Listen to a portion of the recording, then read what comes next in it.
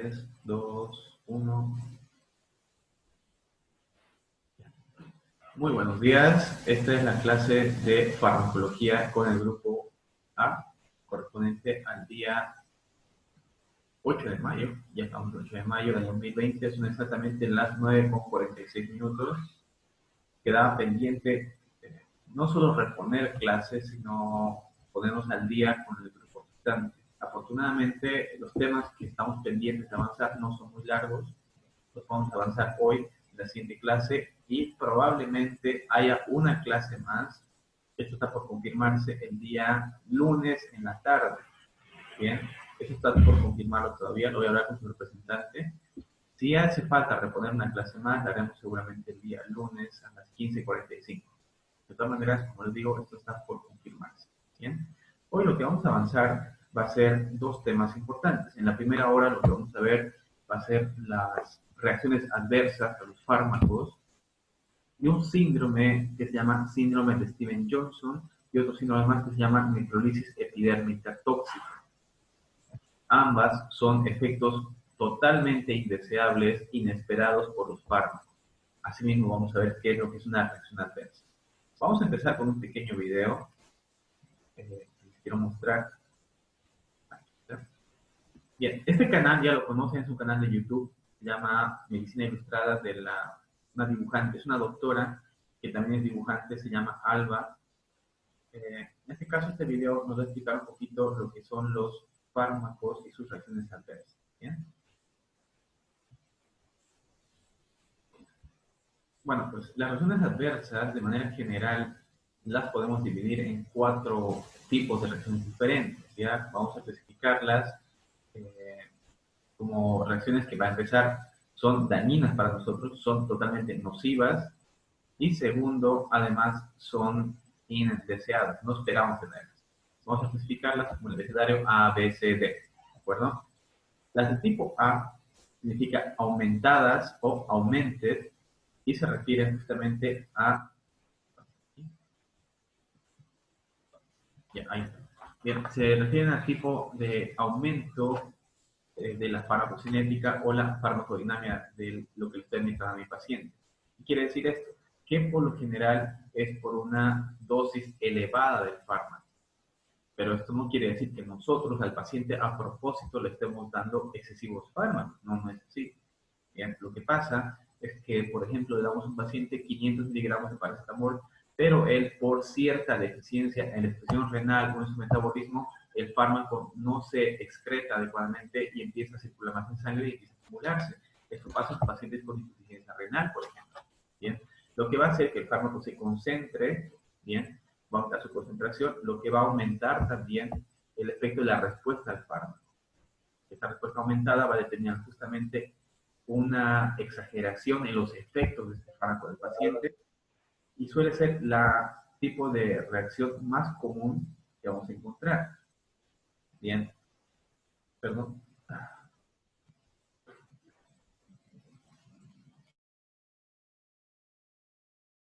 Lo que pasa es que estoy con gripe, no es coronavirus por si acaso. Bien, habíamos hablado de que este tipo de reacciones inesperadas, las que se dan por aumento de la concentración del fármaco y por aumento de su efecto, no dependían tanto de nosotros, sino de la excreción renal, la acumulación del fármaco, y normalmente no eran muy fuertes, ¿ya? No son tan graves. De hecho, se traducen como, por ejemplo, mareos, náuseas, exceso de sueño cuando consumimos ciertos fármacos, por ejemplo. Entonces, ¿cómo lo tratamos? Pues solamente ajustando la dosis, ¿ya? Si yo veo que este fármaco mi paciente tarda en metabolizarlo, tengo que hacer el llamado ajuste. Este ajuste, ¿cómo lo hacemos? Bueno, pues con ajustando el clearance de creatinina o la tasa de filtrado glomerular. ¿Qué parámetros tomamos en cuenta? Su nivel de creatinina del paciente, el peso y la edad. Eso lo hemos visto antes, ¿verdad? Se hace un cálculo con una fórmula. En base a eso me fijaba yo si el paciente estaba filtrando o no adecuadamente su sangre a nivel renal. Y se veía que el paciente estaba filtrando lentamente o viendo con una disminución de la filtración, la dosis tenía que ajustársela. ¿De acuerdo? Bien. Ahora, ¿qué pasa con los fármacos que presentan reacciones adversas de tipo B? Esta reacción de tipo B se llama B por sus siglas en inglés, que significa bizarras o bizarre. Bien, son reacciones, como su nombre lo dice, que no esperamos. Definitivamente son reacciones que no van a estar acorde con lo que el fármaco tiene que presentar. Es muy variable en el paciente esta presentación, son exageradamente, son una respuesta que no se espera en el paciente, son reacciones inmunológicas exageradas. Varían mucho de persona a persona.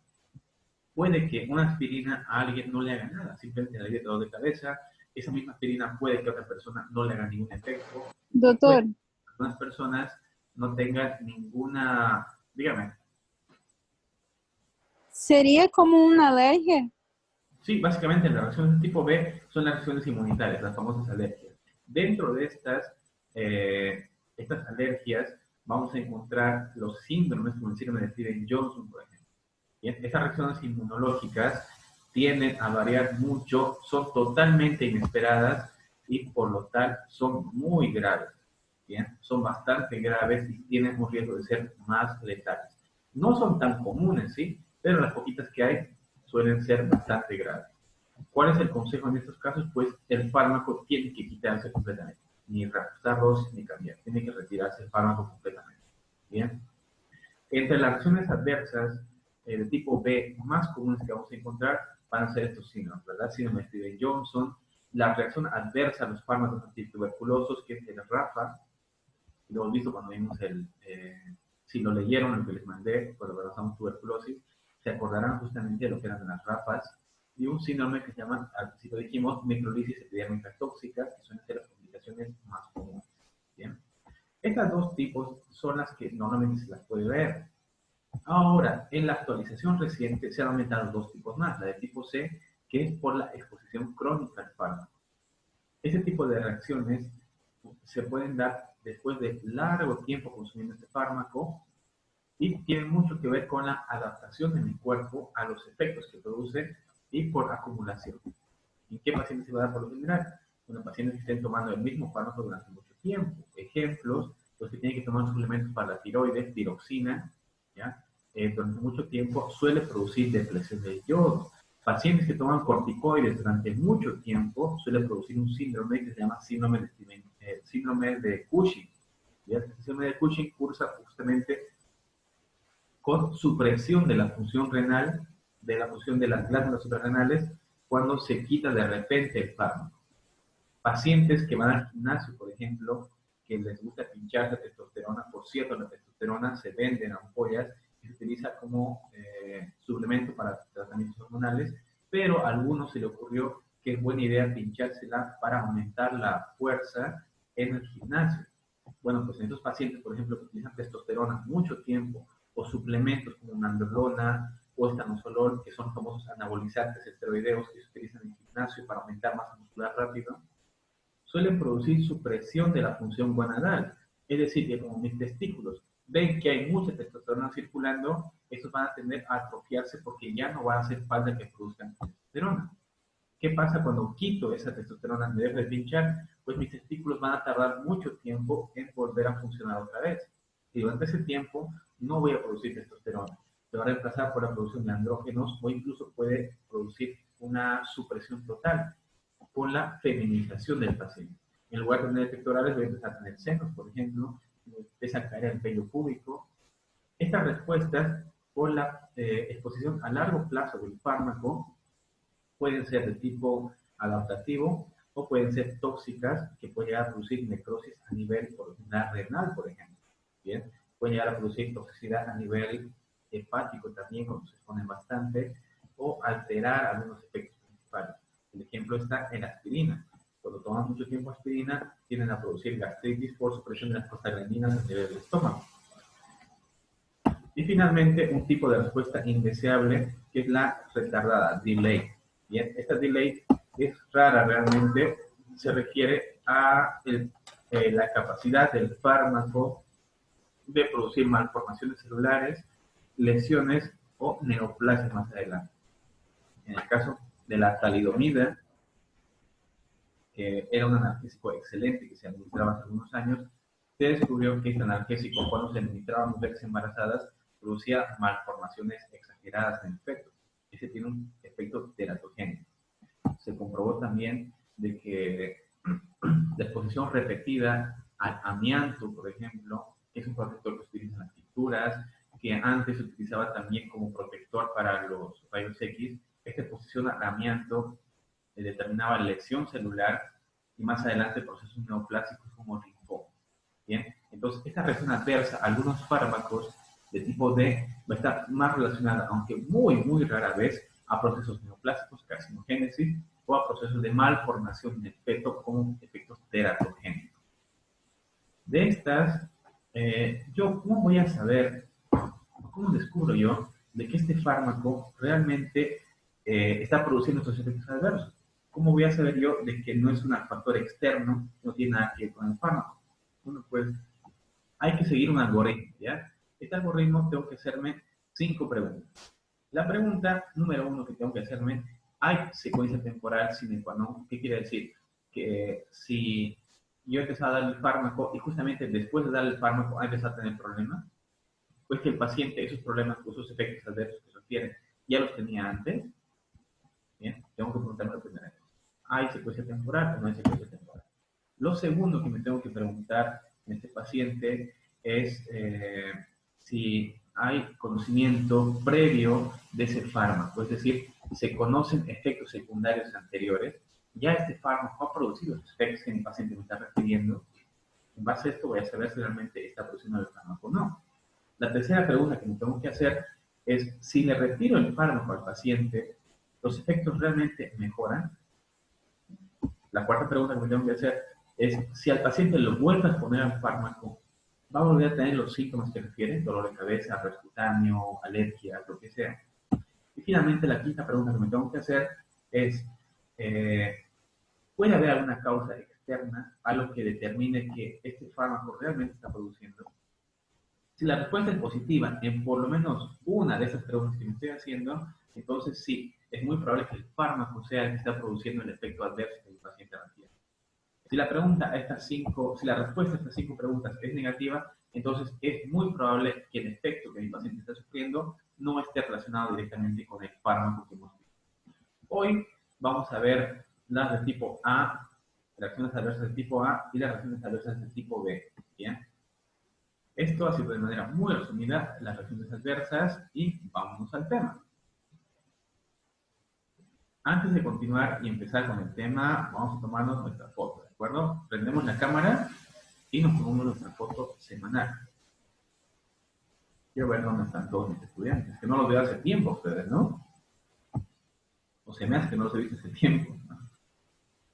Por cierto, esa sonrisa, me gusta verlos felices a todos. ¿Quiénes están con barba? Todo el mundo se ha afeitado, ¿qué es lo que ha pasado? ¿No tenían barba? Íbamos a hacer un concurso, ¿no? Pues que definitivamente no les crece barba todavía. Vamos a hablar la semana siguiente sobre el minoxidil, ¿de acuerdo? El minoxidil es un fármaco que se utiliza justamente para el tratamiento de la alopecia y a algunos se le ha ocurrido ponérsela acá en la guerrilla para que le crezca barba. ¿Qué tan efectivo será? No lo sé. Sí, justamente. Bien. Sonrían para la cámara. 1, 2, 3. Muy bien. Listo. Bien, el tema que vamos a ver hoy día es justamente uno relacionado con estas reacciones adversas de tipo A y de tipo B. Por ejemplo, esta imagen que estamos viendo ahora mismo es una reacción, aunque no se lo crean, no es una quemadura. Es una reacción adversa a un fármaco que ha recibido un paciente. Esto que estamos viendo, por ejemplo, ahora se llama síndrome de Stevens-Johnson. Es raro, ¿sí? Pero es muy grave. Bueno, esto definitivamente es lo que a los médicos nos estresa. Junto con un diagnóstico, nos estresa también el fármaco que vamos a recetar todos los días, puesto que nosotros somos responsables al sellar el fármaco de los efectos que queremos que tenga el paciente, ya sea una respuesta tipo urticaria, sea mejorarlo, o definitivamente nos queda la gran duda de que ese mi paciente irá a terminar así. Este caso, por ejemplo, que estamos viendo en la imagen, se llama necrolisis epidérmica tóxica y es una respuesta exagerada justamente a un fármaco. Fíjense el día 1 y cómo con un tratamiento adecuado y detección a tiempo, la paciente va evolucionando lentamente a mejor. Bien. Lo que queremos evitar es siempre esto, ¿verdad? Nunca el deseo de un médico es que su paciente tenga estos efectos. Bien. Sin embargo, todo lo que sabemos sobre los fármacos que administramos es en base a estudios y a promedios. Sin embargo, el efecto, hemos visto nosotros en farmacocinética y en farmacodinamia, de que el efecto es muy diferente en cada persona.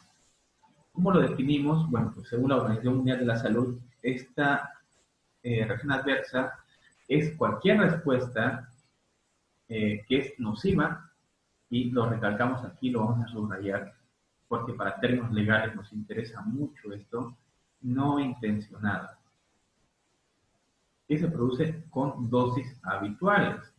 No es lo mismo que yo a mi paciente le indique una aspirina al día, ¿bien?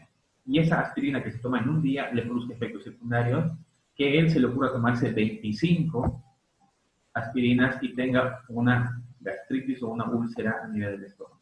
¿Entienden? Esto ya no es una reacción adversa, es una sobredosificación o una intoxicación por el fármaco.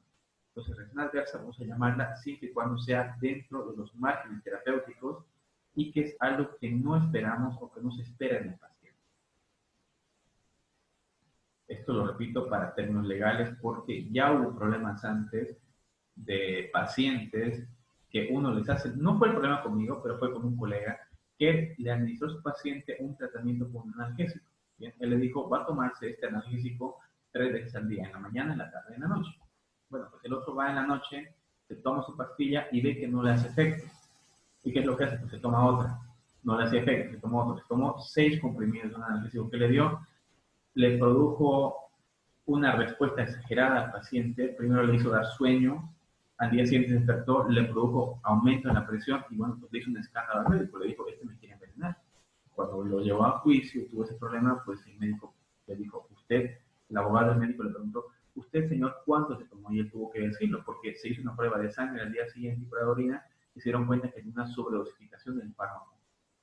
Entonces él dijo, bueno, pues sí, me tomé 6 de lo que él me dio, pero yo en la receta decía de que tenía que tomarse solamente una cada 8 horas. Entonces, legalmente, esto de la definición de respuesta adversa está bien estipulado. ¿De acuerdo? La clasificación que hemos visto al principio de tipo A, B, C, D, la que en su libro van a encontrar del Goodman-Hillman, llega hasta la A y B, y creo que en el Flores llega hasta la A, B, C. La opción de la clasificación de reacciones adversas tipo D, teratogénicas, es nueva realmente, ¿ya? Las de tipo A, como hemos visto, por lo general pueden ser las más comunes, hablamos de casi un 80-90% de las respuestas, y es justamente porque el fármaco como tal no se metaboliza adecuadamente o se metaboliza muy rápido y el metabolismo tóxico tarda en eliminarse, lo que prolonga su semillero. Bien, lo hemos visto al principio. Las de tipo B son las que son imprevisibles, que yo no me espero, y están justamente más escasas o más raras, pero son mucho más mortales, más letales. Las hipersensibilidades, las idiosincrasias van a estar aquí también. Si recordamos bien, una idiosincrasia era un efecto secundario desagradable, indeseable, que se daba en solamente un tipo de paciente y en otros no se daba. Bien.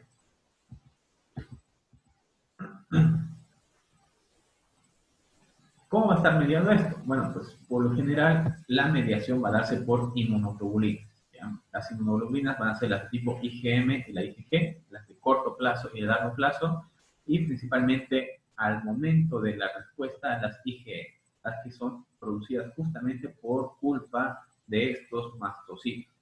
Bien, si lo vemos bien, los mastocitos son unas bolsas grandes que están llenos de gránulos de histamina. Esta histamina es lo que me produce a mí, por ejemplo, el picor en la nariz que tengo, o la gripe que estoy pasando ahora mismo, es la respuesta alérgica que me da en hemorragias cutáneas. Cuando esto se degranula por medio de la reacción de la inmunoglobulina otra vez recuérdense, IgE, es que se producen justamente las reacciones como la urticaria, las respuestas anafilácticas, dependiendo del nivel de intoxicación que tengan. ¿Bien? ¿Cuáles son las más comunes que vamos a encontrar? No voy a entrar en el tipo de reacción, sino en lo que produce. ¿De acuerdo? Las reacciones del tipo B, ¿ya? Bueno, esto también puede aparecer en el tipo A, pero es más común en las reacciones del tipo B, es el exantema. Estos son de inicio tardío, es decir, cuando el paciente recibe el fármaco, perdón, un segundo, por favor. Bien, el exantema suele aparecer justamente de manera tardía, no es inmediato. Hablamos de las primeras 24, 48 horas después de que el paciente inicie el tratamiento. Por lo general va a ser después del tratamiento por vía oral. El tipo de lesión que vamos a encontrar van a ser justamente este tipo de lesión. Ya, son pequeños puntitos, se llaman exantemas justamente, son como pequeñas petequias, pero las petequias, si recordamos, son pequeños puntos elevados con contenido de sangre. En este caso son lesiones planas, pero con pequeñas manchitas rojas. Pueden aparecer en cualquier parte del cuerpo, pero por lo general van a aparecer en los miembros inferiores, en el tórax anterior y tórax posterior, en la espalda. Y los fármacos que más comúnmente suelen producir este tipo de exantemas son, de aquí los que más nos interesan, que más recetamos, son los antihipertensivos, como el captopril, se utiliza bastante, antibióticos como la penicilina, en este caso la penicilina sódica, las tiacidas, que son los diuréticos, hidroclorotiazida, furosemida, y menos comúnmente un antiepiléptico que se utiliza bastante, la carbamazepina. Esta carbamazepina es la que presenta más reacciones en pacientes que están iniciando el tratamiento por primera vez. Más raro va a ser por las sales de litio, por ejemplo, que son tratamientos antipsicóticos, y más comúnmente va a ser producido por las tiacidas. Las tiacidas, sobre todo en pacientes jóvenes, producen bastantes reacciones. ¿Bien? Entonces, estas lesiones en el paciente, primero que nada, van a darse por justamente degranulación de este mastocito. Va a haber gran liberación de histamina. Esta histamina va a actuar sobre los receptores H1, por cierto, lo que va a estimular que el paciente empiece a sentir un prurito intenso, le pica bastante a estas personas. Bien, ¿cómo las tratamos? Bueno, pues ¿cómo se tratan? Con corticoides inmediatamente. Se pueden dar antihistamínicos, tipo clorfeniramida, inhiben la degranulación del mastocito y en última instancia puede interrumpirse directamente la inmunoglobulina de tipo E a través de los corticoides.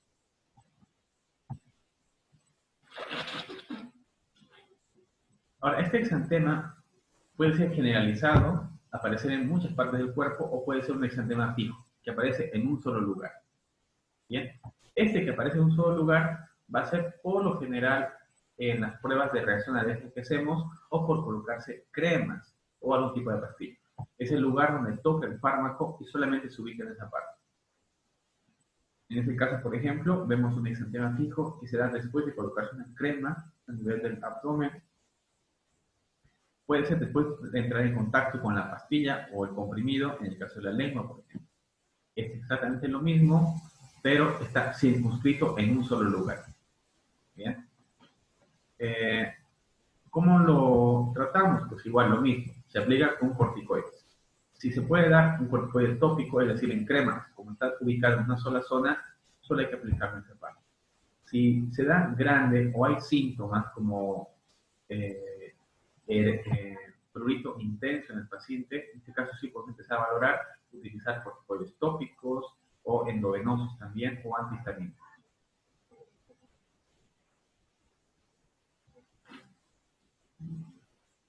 Los que producen más comúnmente este exantema fijo que aparece en un solo lugar, los que más vamos a ver es cuando el paciente toma AINES, principalmente aspirina, ibuprofeno, paracetamol. Además de eso, un efecto indeseado también suele darse por el consumo de benzodiazepinas. La benzodiazepina que más comúnmente da estos efectos es el clonazepam. ¿Bien?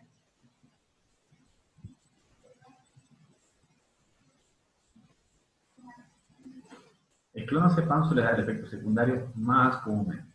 Además de eso, rara vez, pero pasa que ya tuvo un caso una vez con una paciente, es por reacción cruzada al fluconazol. ¿Bien? El resto no son reacciones muy comunes, pero son fármacos que tenemos que tener más cuidado cuando vayamos a recetar.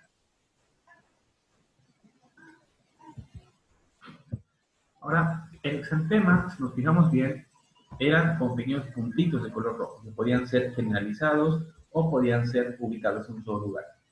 La urticaria es un tipo, la segunda más frecuente que vamos a encontrar, y esa urticaria no solamente va a responder al fármaco, también va a aparecer como respuesta a una infección, a tocar algún tipo de planta tóxica, algún alimento tóxico. ¿Cuál es la clasificación clínica para esta? Ya no son pequeñas manchas o máculas, ni tampoco son petequias, son abones. ¿Ya? Acuérdense de esta palabra, abones. ¿Qué es un abón? Vamos a verlo ahora mismo. Es una zona grande, circular, pero en este caso esta está elevada. Yo la toco y se siente un pequeño relieve encima de la piel y pica muchísimo. Por lo general suele aparecer en la región del cuello, torácica anterior y en miembros inferiores. Esta urticaria, por ejemplo, me apareció en un paciente cuando le di hace un tiempo atrás, no sé si les conté, cuando le puse metamizol y empezó a hacer su urticaria una hora después. ¿Bien?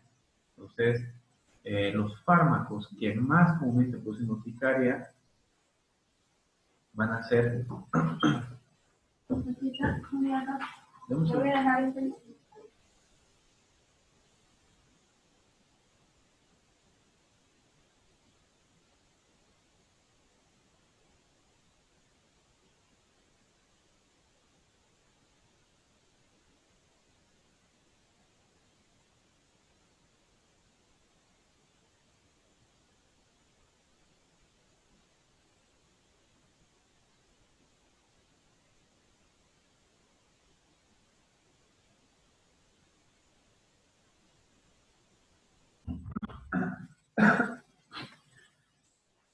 Bien, perdónenme, de verdad, estoy un poquito enfermo.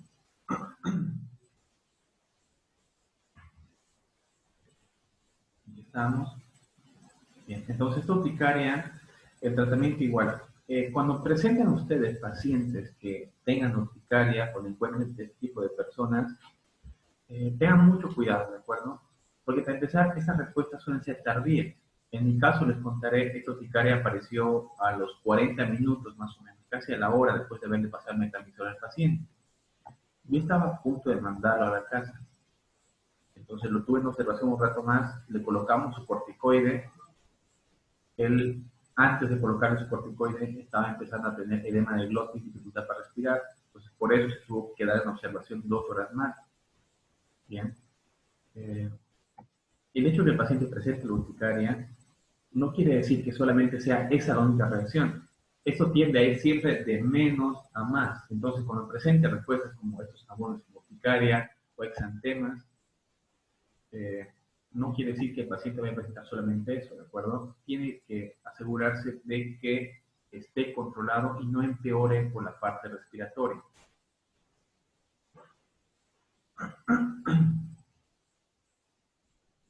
Esto cuando empeora, ya cuando presenta una complicación muy grave, como exageradamente, la pelota es muy, muy exagerada, ya vamos a referirnos a un síndrome, ¿ya? Este síndrome se llama síndrome de Stevens-Johnson. ¿Qué consiste el síndrome de Stevens-Johnson?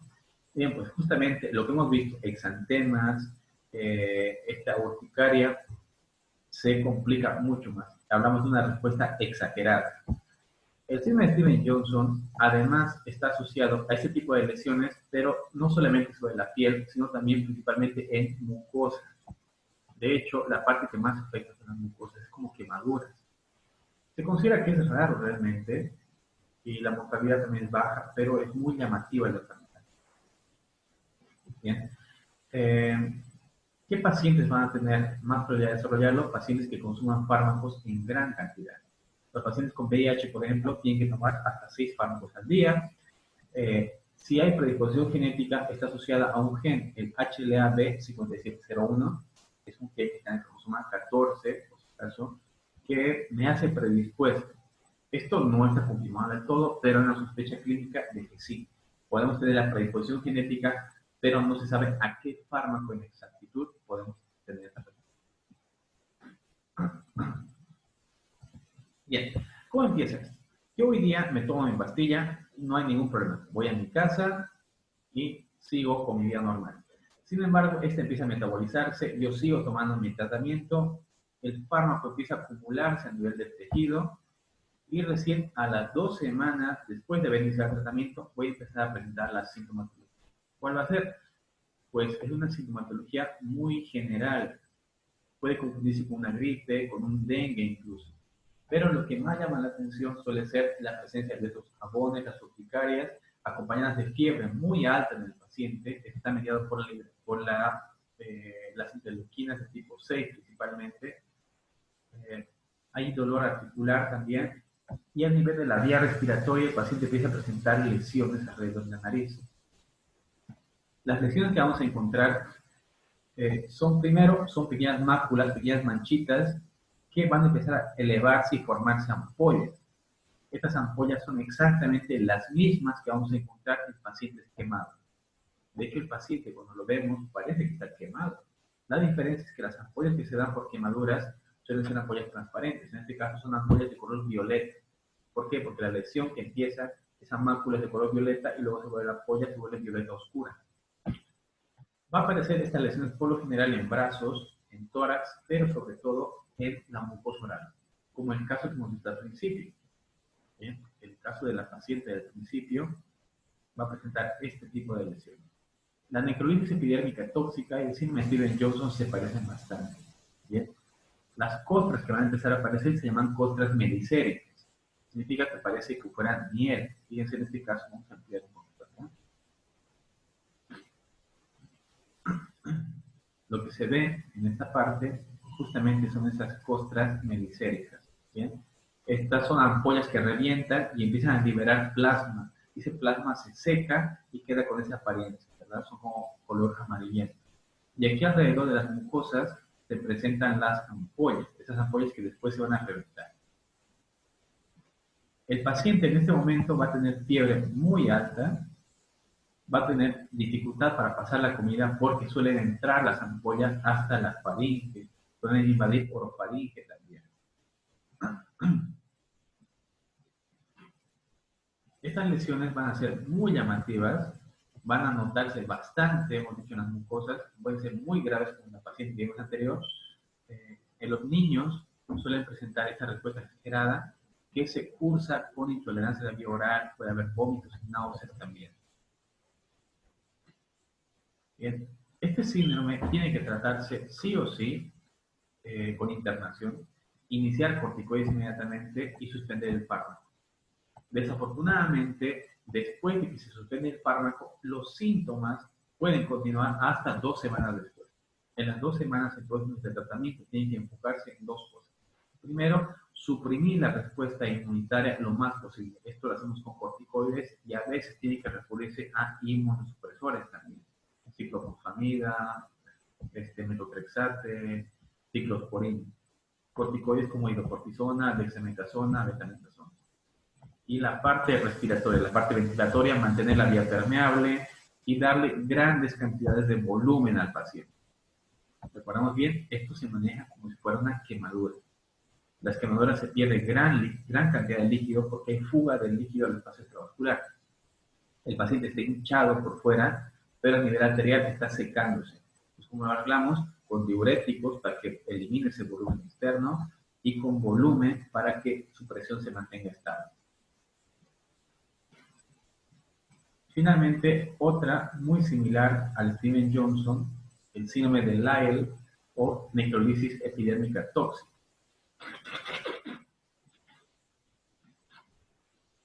Esta se parece bastante realmente al síndrome Stevens-Johnson.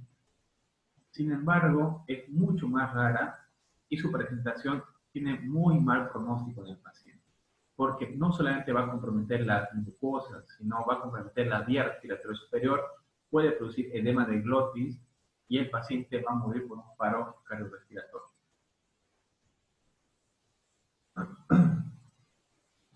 ¿Cuándo comienza? Bueno, pues la fase prodrómica, la fase inicial, los primeros 14 días desde que el paciente se pone al fármaco, van a cursar lo mismo, con síndromes muy similares a un síndrome pulmonar, puede ser un síndrome digestivo, puede cursar con diarrea, vómitos y mialgias. Incluso por la fiebre y las mialgias se suele confundir con dengue, cosa que no es en el paciente. ¿De Luego, cuando comienza ya la fase de manifestación de la enfermedad, en el paciente lo que se va a encontrar van a ser esas máculas que se van a convertir en erupciones más adelante. Después se van a convertir en zonas eritematosas muy rojas que van a empezar a formarse ampollas y después de esas ampollas, al frotarlas, voy a hacer una prueba, se llama un signo. Al paciente estas ampollitas que hay, agarramos una tarjeta, un papel y se las frota. Bien, se raspa eso y al levantar, la piel se va a levantar, se raspa la piel seca. Eso se llama signo de Mikulski. Bien, rascar la piel con una tarjeta y esta piel se va a levantar. Se levantan las escamas de piel seca. En este caso, a diferencia del síndrome Stevens-Johnson, que son ampollas húmedas, en este caso vamos a tratar de piel seca, descostrada, que va a darme este signo positivo. Desde el momento que yo me expongo, a ya sea al fármaco o lo que sea que produce los síntomas, este tiempo, el prodrómico, que cursa con síntomas vagos, puede pasar hasta 2 semanas más o menos. ¿Cómo se va a ver el paciente? Bueno, pues va a ser un paciente mucho más grave. Fíjense las quemaduras que presenta en la boca, por ejemplo, y a nivel torácico. Todo lo que estamos viendo acá son ampollas que están resecándose. Cuando yo las raspe, van a levantarse las ampollas y van a sacarse las costras secas. Esta necrosis epidérmica tóxica es mucho más grave porque hay gran edema en el espacio intravascular, lo que va con llevar al paciente a que presente un shock. Primero va a ser un shock hipovolémico, por fuera está hinchado, pero por dentro está seco, y más adelante puede cursar con un síndrome, un shock cardiogénico. El tratamiento de este es una emergencia total. ¿Bien? En la siguiente hora vamos a hablar un poquito más sobre este y sobre el tratamiento. ¿Cuáles son los principales fármacos asociados a ambos, Stevens-Johnson? Bueno, pues vamos a aprovechar este último minuto, principalmente antibióticos y los analgésicos. Bien. Antes de terminar la clase, vamos a tomarnos la siguiente foto. ¿Sí? Tenemos un minuto todavía. Tenemos la cámara para nuestra foto.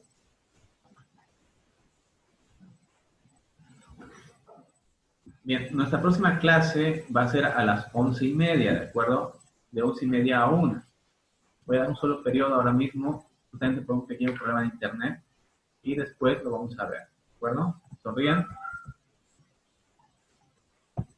Bien, nos vemos a las 11:30, ¿de acuerdo? Cuídense mucho. Hasta luego. Hasta luego.